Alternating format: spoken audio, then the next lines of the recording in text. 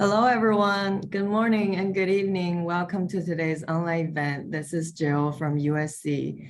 The USC graduate program events are a series of webinars devoting to spread ideas.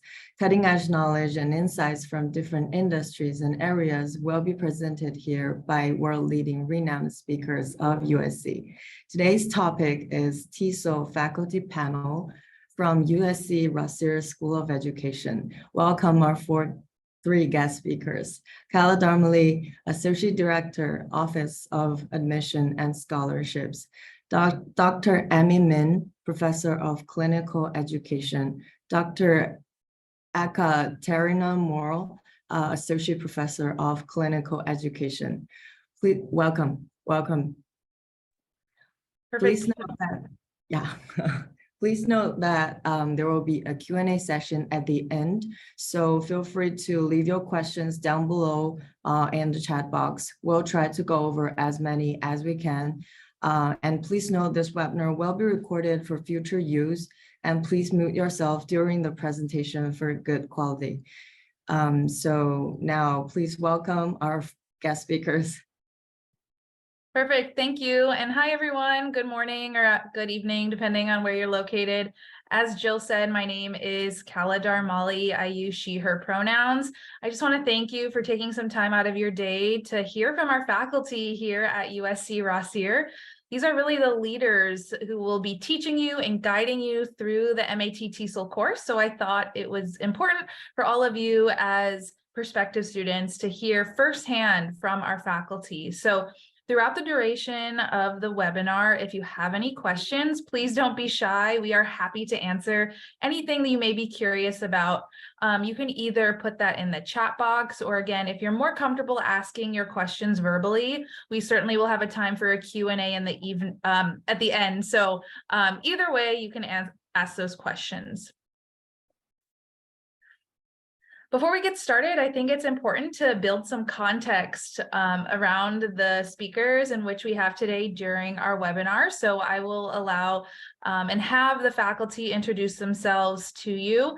In addition to their role here at USC Rossier, they will also highlight some courses in which they teach within the TESOL program. So I will pass it over to Dr. Min. Hi, everyone. Thank you for having me. My name is Emmy Min, and I'm one of the full-time faculty members here in the MAT-TESOL program at USC. It's nice to meet you all, and I'll turn it over to Dr. Moore. Hi, everyone. My name is Ekaterina Moore. I go by Katya. Really good to be here. As Dr. Min mentioned, we're all happy to meet you virtually. So I am faculty at the MAT-TESOL program as well, full-time faculty. I'm associate professor. So nice to meet everyone. Great. So we will roll into our first question. So the first question is can you share some of your class expectations you have for your students? So for this particular question, I will start with Dr. Min. Yes, the expectations that I think that I share in my course, and I think that it's a share by all faculty teaching in the courses from our MAT-TESOL program. First of all, we teach class using a method called the flipped classroom, meaning that we would like our students to complete their reading assignments, and it might involve some writing, but the reading assignments prior to coming to the class, and we would expect everyone to fully participate in discussions and also some hands-on activity. And we're training you to be great teachers and great educators, or to work in an educational field. So we would like you to be equipped with the skills and strategies that are really helpful for you to use once you graduate from our program. So we are really training you to actually discuss and actually work in groups, and also talk a lot and do hands-on activities as if you're teaching and you're doing like simulations. So we're doing a lot of hands-on and practical work in class. So it's really fun and engaging and interesting, kind of a lively kind of environment. Perfect. Thank you, Dr. Min. Dr. Moore?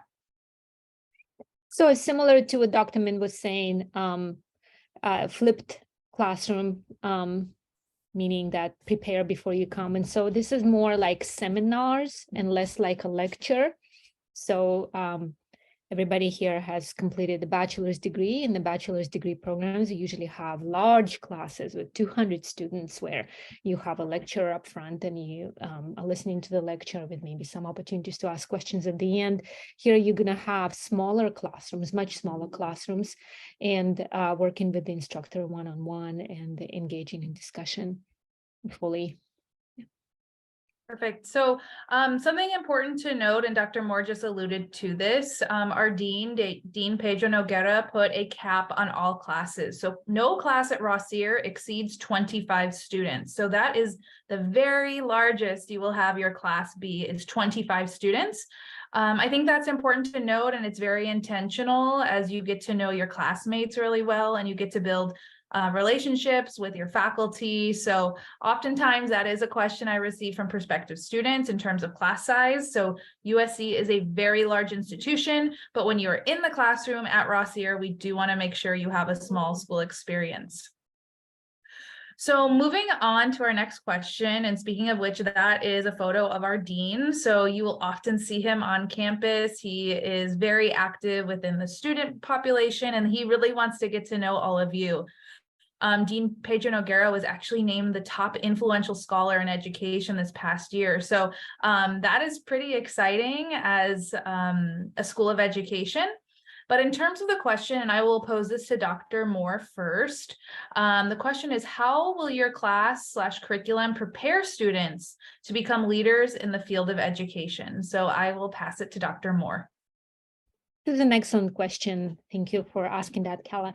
So our program it will prepare you not only to be able to plan curriculum and engage in the latest, what is considered the greatest instructional practices in your classroom, but also engage in research and advocacy. And these are two unique pieces where we focus in the program on research and advocacy, in addition to planning and instruction. And also our focus on equity in education. So Rossier is really focused on the questions of equity and making sure that all learners are allowed opportunities for meaningful learning. And so our curriculum really strongly focuses on equity and inclusion and making sure that all of your learners are taken care of, and you will be exposed to the ideas from the latest development in the field of TESOL and education and applied linguistics, etc. Great. Dr. Min? Yeah, I have to echo what Dr. Moore said about equity, and the focus on equities is really important in our program, is to make sure that we provide our students, and as well as our students, the language learners, access to resources and equitable opportunities to be successful with the help of education and with the help of language education is our goal in our program. In addition to that, I just wanted to also add that like I said before, that we're really focused on practical aspect of teaching and also planning for curriculum, and also those of the audience who want to be administrators or curriculum developers or positions, you're aiming for positions other than teachers, and we're really flexible in trying to help those people who want to be leaders in education, especially when it comes to teaching English and teaching language. So what we do is we do prepare fieldwork experiences for our students to do hands-on activities and do internship kind of work. They work with real language learning students around LA area, and they would go out and work with the host teachers and actually engage in not just the theory, but also practice. That's one thing that we really take pride in, is to bridge between theory and practice. And by the time that you get out of our program and you have the skills as well as knowledge about how to teach and how to really be a leader in the field. Something I would emphasize about the TESOL program is that you're really learning to be a scholar practitioner. So as Dr. Min said, bridging that theory and practice is really, really critical within this particular program. And every student enrolled in the program will have a fieldwork site or a school site that you will go to. So we have a whole fieldwork team here at USC Rossier to support you and to make sure that you're at the appropriate placement. For it is very important that all students do have practical experience as well as the classroom knowledge that they will gain here at Rossier. On this slide, you could see a picture of all of our graduates, and hopefully this will be you one day. It is a very, very exciting day. It's one of my favorite days on campus, as it really is culminating of so much hard work, not only from our students, but our faculty and our staff, as it really does take a village for students to be successful within any graduate program, not just USC's. So Dr. Min was talking a little bit about fieldwork sites. So I'll start with Dr. Min on this question. Can you please describe certain assignments students will complete at their fieldwork sites? Dr. Min? Yeah, sure. So I teach Education 639. It's called Approaches and Strategies of Teaching Language. And in my course, which I'm currently teaching in this semester, and it's a second semester course, and what I ask my students to do is to, first of all, observe in their respective observation classrooms taught by their host teachers. And then after that, and they would need to create a lesson plans and unit plans that would be feasible and that's effective based on the discussions we've had in our classes. And then after that, they would be using one of the lesson plans to actually teach the students there in their host teachers' classrooms, and then they'll reflect on it. So we have a series of different assignments. And the final destination is for them to teach and reflect on their teaching practice. So the faculty, we try hard to prepare our students to get there, is to teach the lesson, great lessons, and in a way that's successful and effective lessons. So that's what I do. And I know that Dr. Moore is doing things slightly differently in her class because her focus is social context. So I'll turn it over to her. Thank you, Dr. Min. So I wanted to first of all, say that your field work will start during semester 1. So you will, the minute you come into our classroom, we're going to start preparing you to engage with real students, and it will start with a tutoring experience in education 656. It will continue to semester 2. Dr. Min already has explained for her class, and what we do in another class during the second semester in Education 655, Social Foundations of Language for Language Educators, is that we really focus on experiences of a particular learner. And so what you will do is you will observe your the classroom interactions, paying attention to one particular learner in the classroom. And then you will have an opportunity to actually interview that learner or have that learner fill out a questionnaire about their learning experiences. And you will complete a project analyzing those learning experiences and suggesting how to improve those experiences for that particular learner. So that class is structured in a way that allows you to analyze the program that the learner is in, to analyze the ideologies and thinking around the building of that program, then look at the learner experiences, and then suggest improvement for learning opportunities for this particular learner.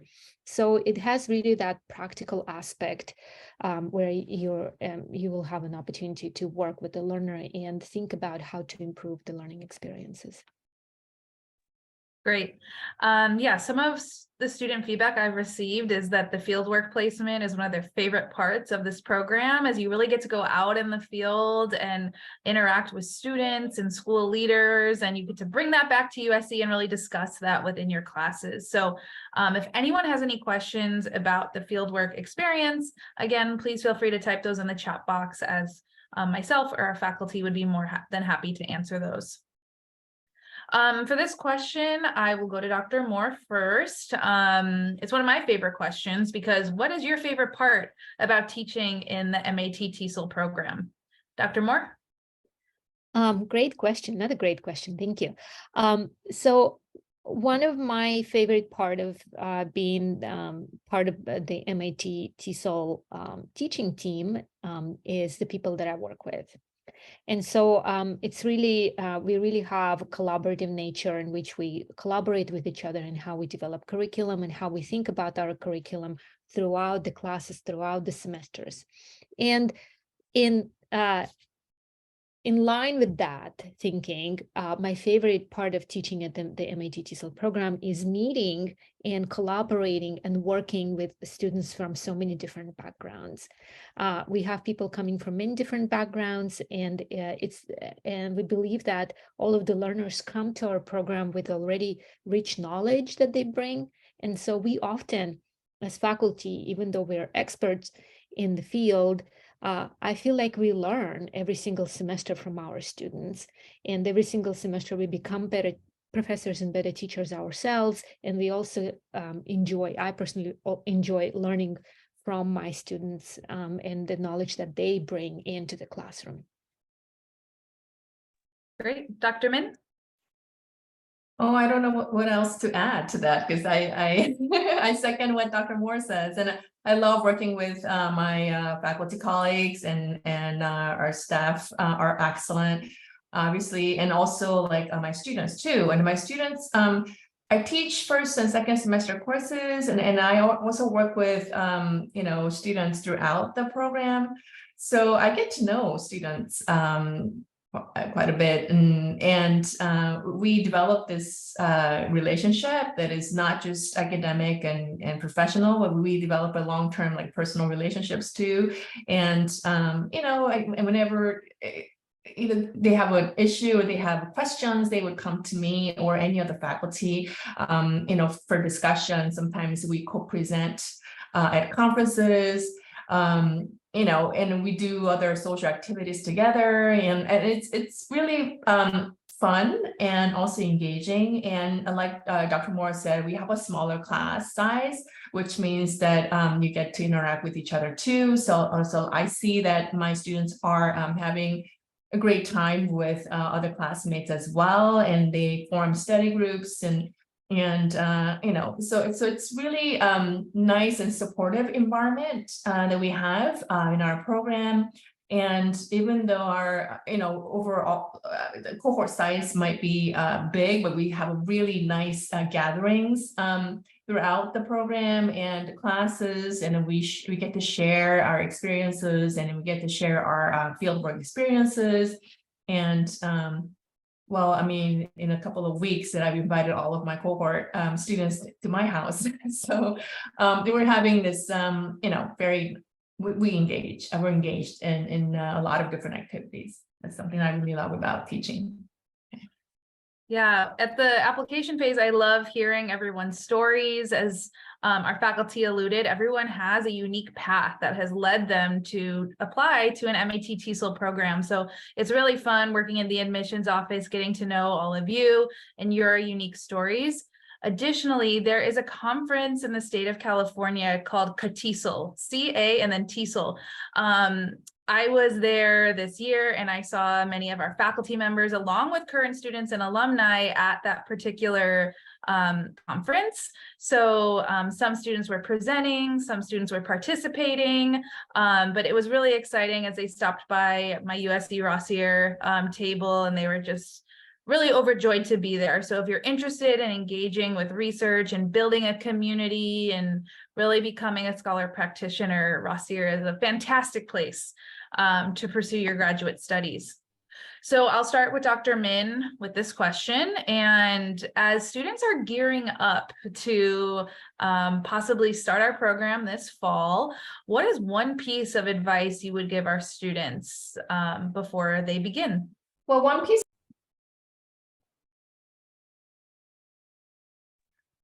of advice that I give to students, especially students, international students, is that please be ready to feel confident. And you have a lot to bring to the class, and I know that I'm an Asian myself, so I'm really familiar with that culture of respecting the professor, and you want to listen and learn and just try to regurgitate what the professor says, but it's not, we value your opinion, we value your perspectives. So do bring in your perspective. You've been students all your lives pretty much, so you know what good teaching looks like, for example. So you can use those examples to give your valuable input and in a class. So don't be afraid to speak up, and don't be afraid that we are, I know that I might have scared some people off that when I said it's going to be a discussion style, but the faculties, we're here to help you. We're here to help you learn in this new way, and students enjoy talking and also bringing their perspective. Sometimes we disagree, which is perfectly fine, and we just need to learn how to back up our arguments with evidence, and that's what we do as scholars. So this is just be ready to tackle, and just ready to do a lot of reading and do writing and also talking. And I think that's one piece of advice I give to students usually, and that's okay. Perfect. Dr. Moore. So I'd like to talk about two things. So the first one is you're all considering going abroad for this program. And so this is taking the risk, right? Going to a new environment, going to a new culture. And that already shows that you have an open mind where you're considering those types of possibility, getting out of your comfort zone and going somewhere that is new and not known. And I would like to encourage you to continue having that open mind when you arrive here, because there are going to be so many different things that you learn, and having an open mind and having this attitude that I am here to learn, and I'm here to understand, and I'm here to become a great educator is really going to help you along the way, because there are going to be things that are going to be strange to you. There are going to be things that are going to be new to you. And so that having an open mind, I think, is something that is that really is helpful. Then another thing that I would like to suggest is that you continue to take risks. So when you are in our program, you will be in a safe place. You will be in a place where you can take risks with your tutoring, with the ideas you practice for your teaching, with how you plan lessons, going outside of that comfort zone and taking risks and continuing to push yourself to do things that may not feel super comfortable for you. I think that's where real learning is going to take place. Yeah, applying to graduate school is not an easy feat. It takes a very brave person to not only apply to graduate school, but especially if you're planning to move to the United States, perhaps for the very first time, or if you've never been to the States before. I just commend you on taking the step and even just being here to listen to what we have to offer at USC Rossier. As it's a very supportive environment. We want all of our students to succeed, between the faculty and the staff and the friends you'll make throughout this program. That is very important to all of us.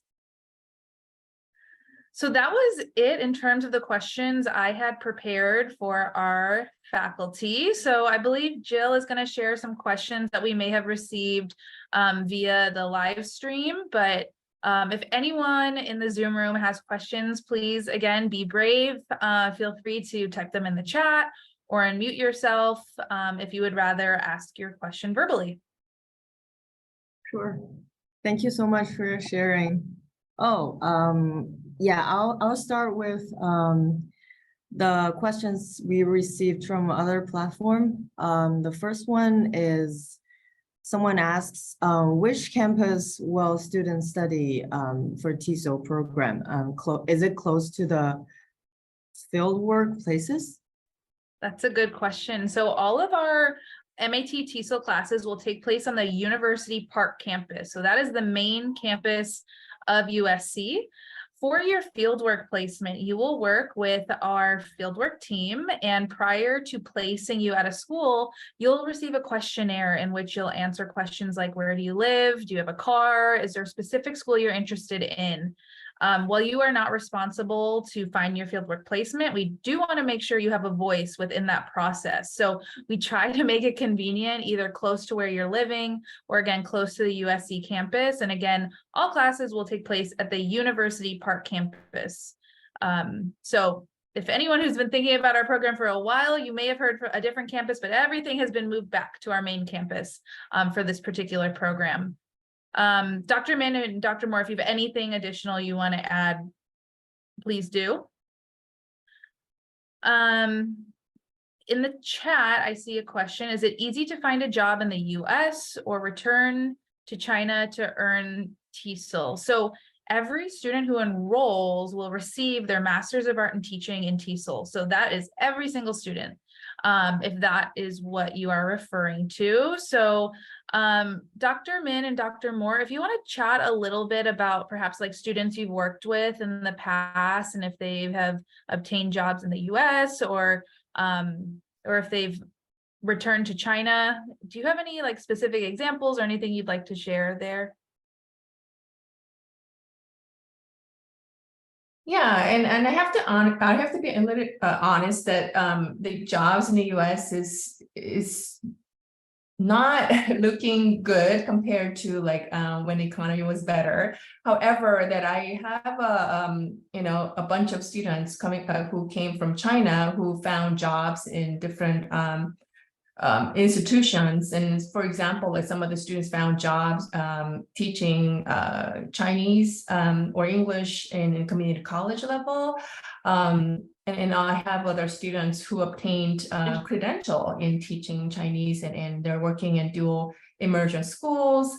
And I do have other students who are working at educational agencies. And so I have students, who wanted to find jobs in the United States. And if they work, really hard in, they, like all jobs, we have to talk to professors to see if there are any job posting. You have to go to career fairs and you have to go to conferences to, just to do some networking, right? So there are a lot of different opportunities, and we as a faculty and we help you because, job postings come to us sometimes. So we would be announcing those to our students too.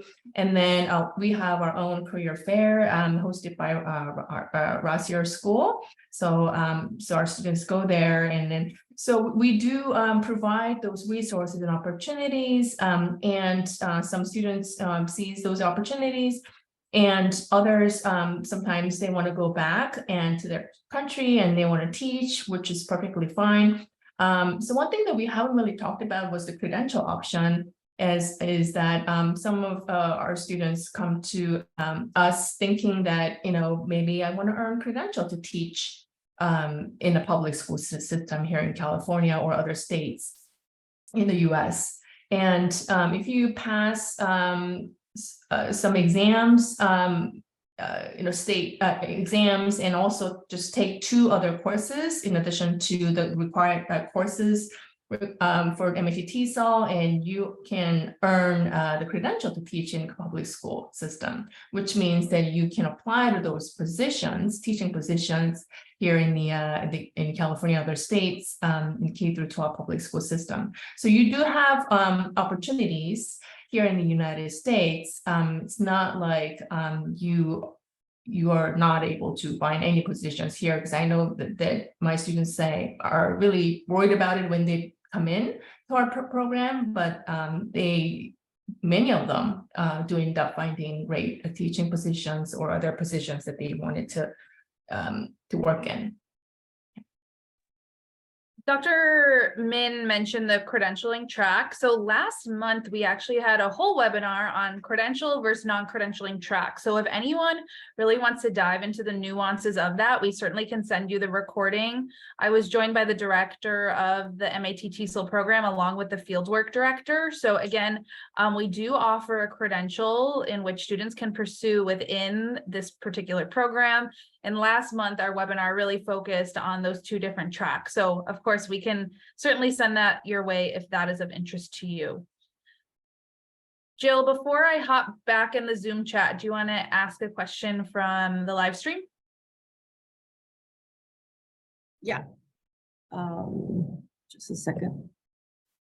The second question, or someone asks, is teaching experience required to apply for TESOL program? That's a common question as well. Yeah. Yes, so there is no prerequisite in terms of teaching experience that you need to have in order to apply to our program.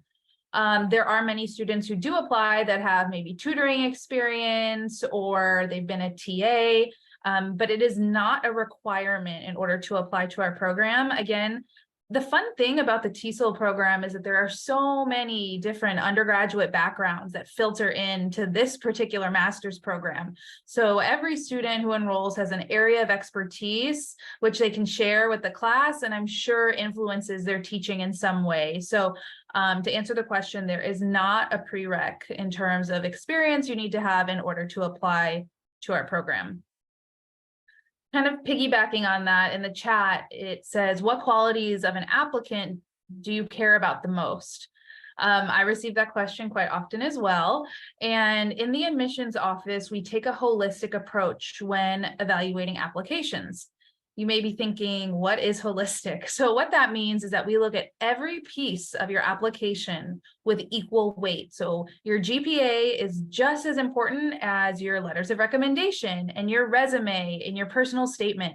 So there's not one thing that tips an admission decision more than another. So everything is considered the same amount, and we really want to get to know you as an applicant. So I would concentrate on all parts of the application, again, as there's not one piece of that application that's more important than another. Jill, do you want to ask another question from the live stream? Yeah.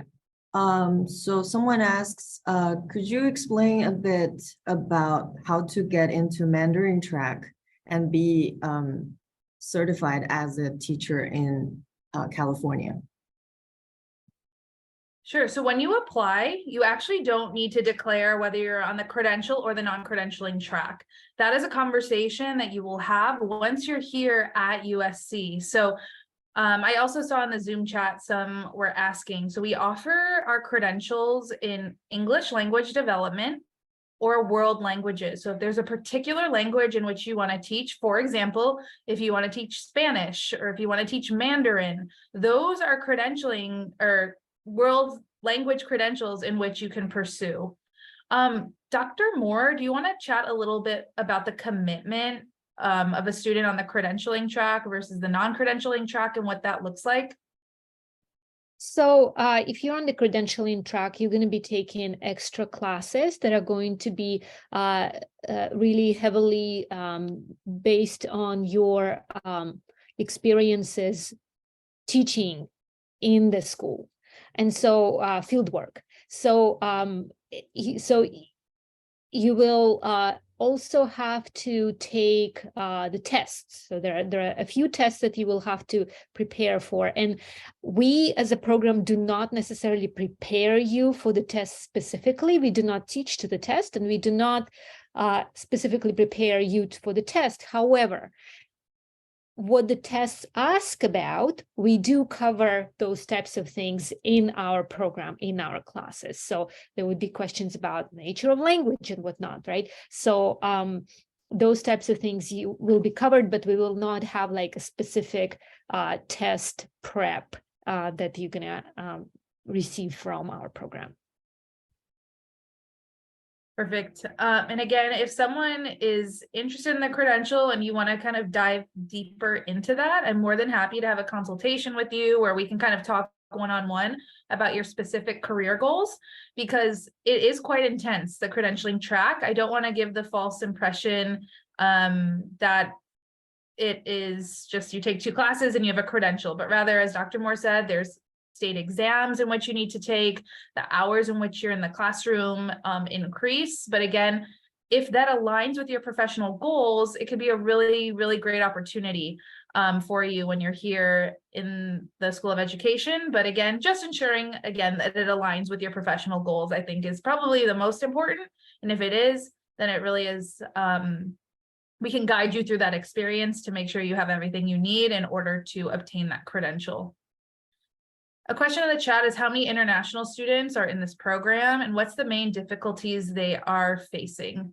So the fun thing about our TESOL program is it pulls in a lot of international students, which means that there are a lot of international perspectives. So that's one of my favorite parts about recruiting for this program is I get to talk to people from all over the world, and they all come to Los Angeles to learn from our faculty and our staff and from one another. So perhaps Dr. Min or Dr. Moore can talk a little bit about some of the difficulties that international students face when transitioning into an American institution of higher education.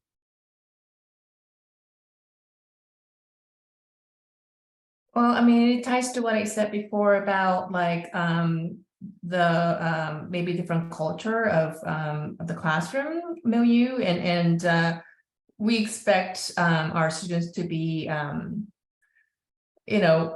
the confident in what they know, and they're here to learn. My students, they're here to learn, but they're also they can contribute to the knowledge, right?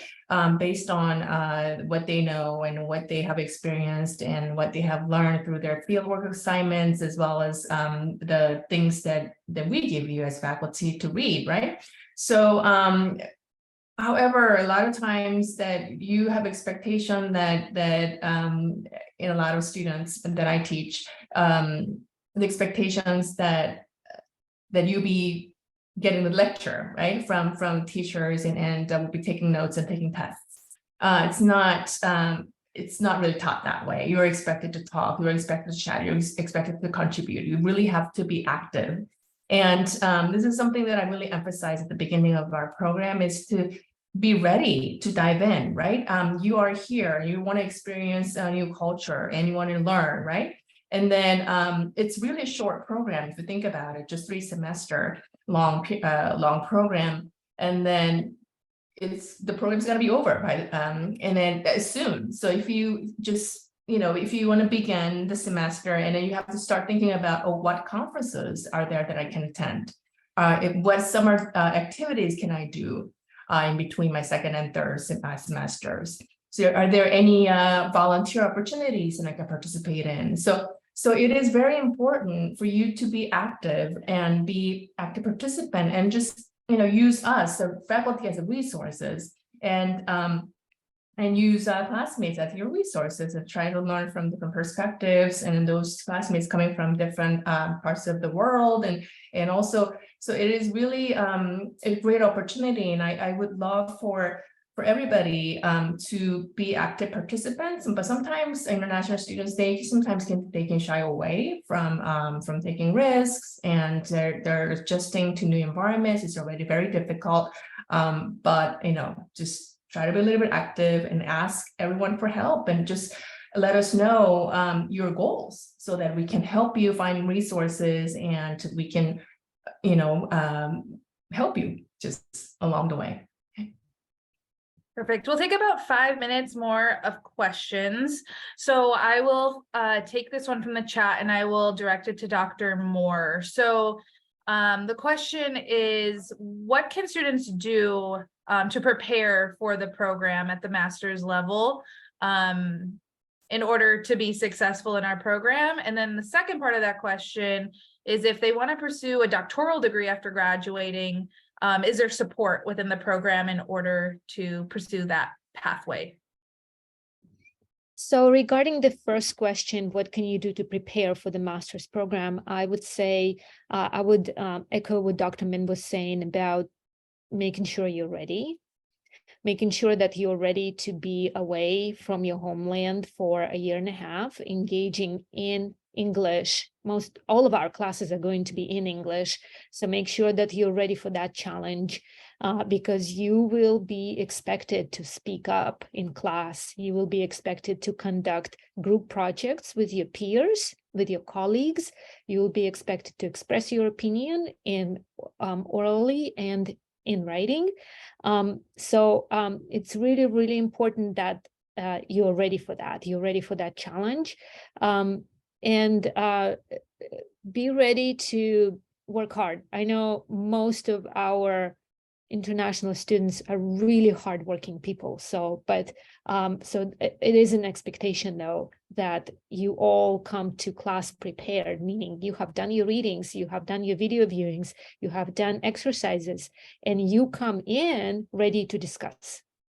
And so not everybody would probably want to do that. And so if that's not something that you would like, you may have a difficulty in the program. So to prepare, you basically need to be mentally ready to engage in rigorous work, and also engage in rigorous thinking, and doing all of that in English. And is there support for the doctoral preparation for the doctoral program? We all have our doctoral degrees, and we have gone through our PhD programs, and so we have among the faculty, you will have people with a lot of experience in going through different doctoral programs.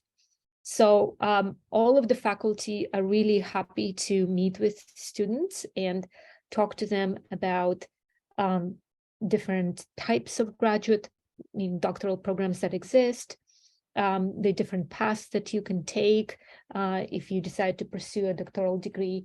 So yes, we will support you in your search for the doctoral programs. We also very frequently write recommendation letters for students.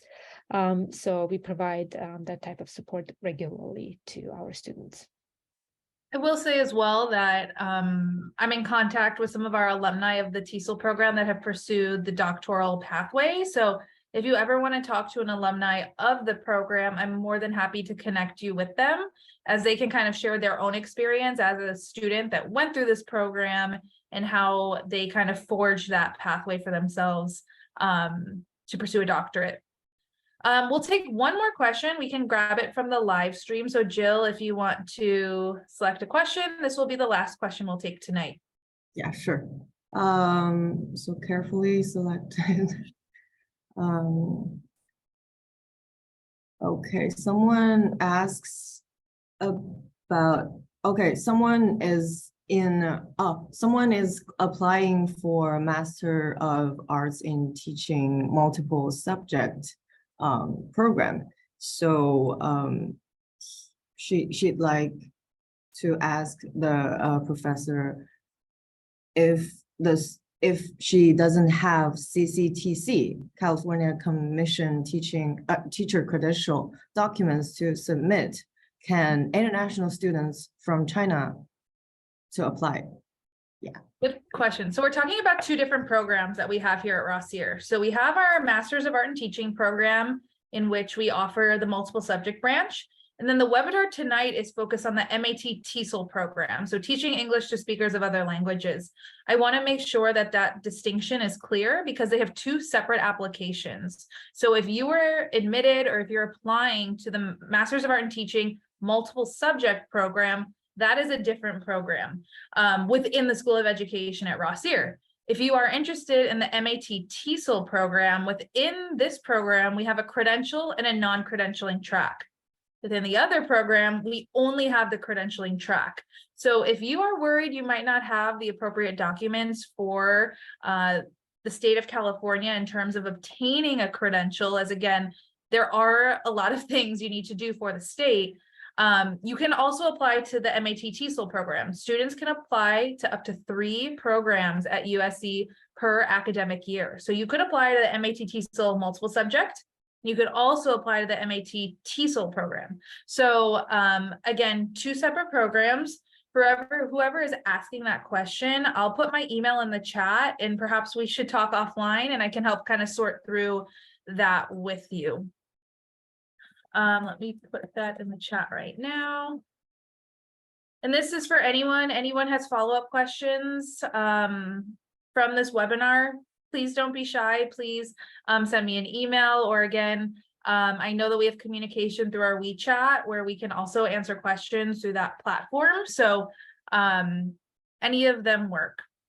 I want to be conscious of time, and I know everyone has busy schedules and lives outside of this. So I just want to thank our faculty who have joined us today, Dr. Min and Dr. Moore, for sharing their insights, as hopefully you'll be here soon at USC Rossier and you will see them in the classroom as your faculty member. I also want to thank our partners who helped put on this webinar. So Jill and her team, again, just thank you for your support. And again, this is not the end of our conversation. So if you have additional questions, if you want to meet via Zoom, if you want to chat via email or WeChat, we certainly can do that to make sure you have everything in which you need. Right now, our application is currently open for fall 2023. So if you want to start this August at USC Rossier, the application is open and you can certainly apply. But if you have questions about that, again, please reach out, and more than happy to answer them and connect you with a current student, alumni, or a faculty member if your question is better geared towards another individual. So thank you again, and hopefully we'll see you all here in the fall, and have a great rest of your day or evening. Thank you. Thank you, everyone. Thank Thank you, you. everybody. Bye-bye. Bye. Thank you.